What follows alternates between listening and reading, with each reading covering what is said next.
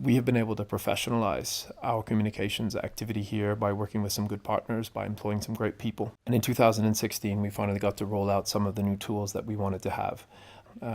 Websites get old quickly. There's no getting around that. The last one was dated.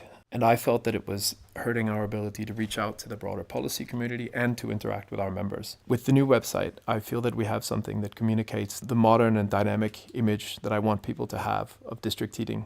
And most importantly, you can find the details, the information about what this industry is doing, not here in Brussels, but everywhere else in cities and communities all around Europe. And it's just amazing to see the way traffic has increased, the time people are spending. It's clear that this tool has helped us do what we wanted to do, which is reach out to the rest of the world more effectively. I'm really pleased with it. Social media has never come particularly naturally to me. I always find it much more easy to deal with people face to face. But I've been here 3 years now, and in that time, I understood that if we wanted to be part of the policy discussion that goes on here in Brussels every day, we would need to be active on Twitter. I think when I started, we had 400 followers. And since we have professionalized that side of the work here, it's increased dramatically. I think we have 2,500 now. And these numbers don't really mean anything in and of themselves. But what I know from personal experience is that our messages are being seen and heard on social media. What I see is that for the policy community here in Brussels, Twitter is the main forum that we need to use. For reaching out to professionals in the district heating sector, we need to be on LinkedIn.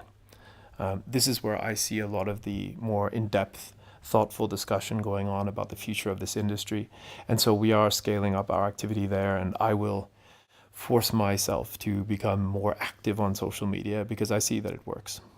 There were two really important events for us this year. The first was a large conference in Frankfurt together with our German member.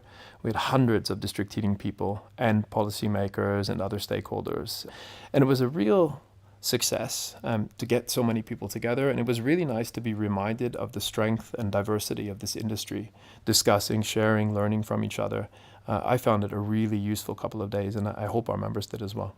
The next thing we did in October of this year was what we've called District Energy Days. It was the first time that we tried this. So for me, it was a bit of a test to see whether this industry has grown in stature to the point that we could attract a crowd.